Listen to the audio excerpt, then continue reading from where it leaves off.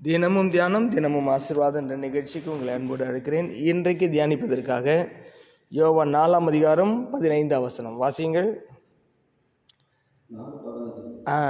அந்த ஸ்திரீ அவரை நோக்கி, ஆண்டவரே, எனக்கு தாகம் உண்டாகாமலும் நான் இங்கே மொண்டு கொள்ள வராமலும் இருக்கும்படி அந்த தண்ணீரை எனக்கு தர வேண்டும் என்றார். கர்த்தருடைய நாமம் மகிமைப்படுவதாக. இயேசு கிறிஸ்து ஜீவ தண்ணீரை பற்றி பேசுகிறார். ஒரு நாளும் குறையாத அல்லது தாகம் எடுக்காத தண்ணீரை குறித்து பேசுகிறார். அப்போ அந்த ஸ்திரீ சொல்கிறாரு, என்ன சொல்கிறாங்கன்னு சொன்னாக்கா, ஆண்டவரே, எனக்கு மறுபடியும் தாகம் வரக்கூடாது, இங்கே தண்ணியை மொண்டுட்டு போகக்கூடாது, அப்படி ஒரு ஆப்ஷன் எனக்கு கொடுங்க, வாய்ப்பை கொடுங்க அப்படின்னு கேட்குறேன். நல்லா கவனிங்க, இதில் ஆழமான ஒரு அர்த்தம் இருக்குது. நீங்கள் உலகத்தில் எந்த விதமான ஆசீர்வாதத்தை அனுபவித்தாலும் திரும்ப தாகம் உண்டாகும். உலகத்தின் மக்களை பார்த்தீங்கன்னு சொன்னால் நிறைய ஆசீர்வாதங்கள் வாங்குறாங்க, ஆனால் இருதயத்தில் திருப்தி இல்லை, சமாதானம் இல்லை, சந்தோஷம் இல்லை, தாகம் அடங்கலை. மறுபடியும் பணம்னா இன்னும் பணம், இடம்னா இன்னும் இடம், வசதினா இன்னும் வசதி மேல் வசதி, மேலே மேலே மேலே போதும் என்ற அந்த திருப்தி வருகிறதே இல்லை. ஏன்னா தாகம் இருந்துகிட்டே இருக்கு அவங்களுக்கு ஒவ்வொரு பொருள் ஒவ்வொரு விஷயத்துலையும். ஆனால் இந்த ஸ்திரீ பாருங்க சொல்கிறாங்க, ஆண்டவரே, எனக்கு தாகம் வரக்கூடாது, நான் இங்கே மறுபடியும் தண்ணி மொல்லக்கூடாது, அந்த மாதிரி தண்ணியை கொடுங்க.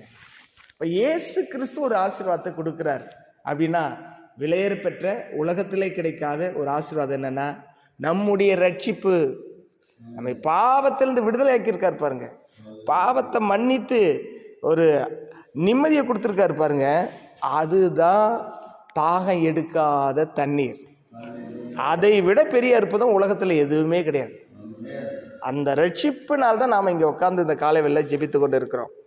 அப்போ இதுக்கு விளக்கு 14ஆம் வசனத்தில் பாருங்க, 13 கூட பாருங்க, இந்த தண்ணீரை குடிக்கிறவனுக்கு மறுபடியும் தாகம் உண்டாகும், நான் கொடுக்கும் தண்ணீரை குடிக்கிறவனுக்கு ஒரு காலம் தாகம் உண்டாகாது. ஐயோ, ரட்சிக்கப்பட்டமே வேஸ்ட்டாக போச்சு அப்படின்னு யாரும் சொல்ல முடியாது.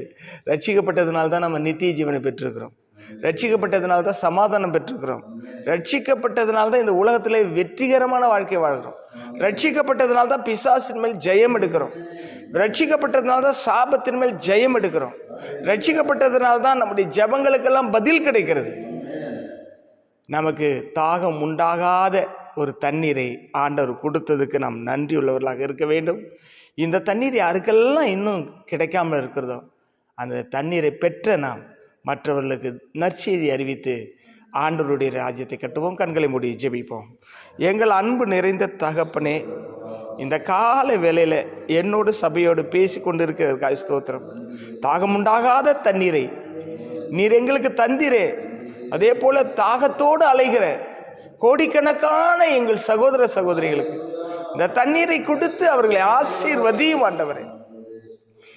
தாகம் தீர்க்காத தண்ணீரை நோக்கி ஓடிக்கொண்டிருக்கிற எங்கள் மக்களை உம்முடைய சமூகத்தில் நினைவு கூறுமப்பா.